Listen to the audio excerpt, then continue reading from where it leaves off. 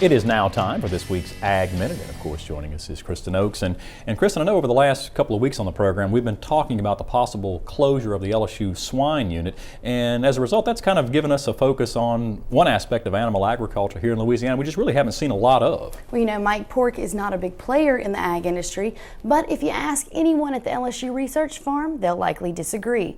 Recently I've spent a lot of time at the swine unit, and the folks there taught me a thing or two about these very interesting animals.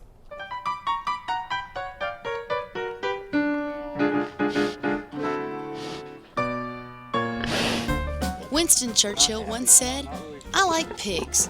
Dogs look up to us, cats look down on us, but pigs treat us like equals." And he was probably right. He said this because pigs are extremely intelligent creatures. In fact, they're the fourth most intelligent animal, behind chimpanzees, dolphins, and elephants.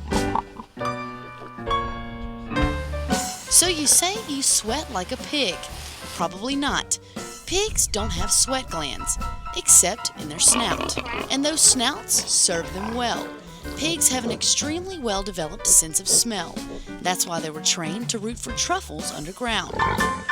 Most people think pigs wallow in the mud because they're dirty animals, but actually, they're just trying to keep cool. Did you know pigs were one of the first animals to be domesticated for food?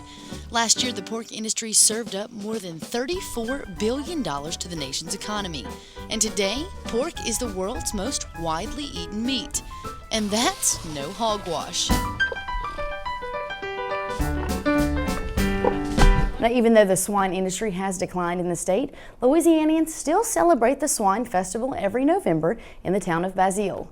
Now moving on to this week's Twyla Trivia. Last week's question was about the legend of Johnny Appleseed and what was Johnny's real name? And the answer is A, John Chapman. Now for this week's question, which U.S. state produces the most pork?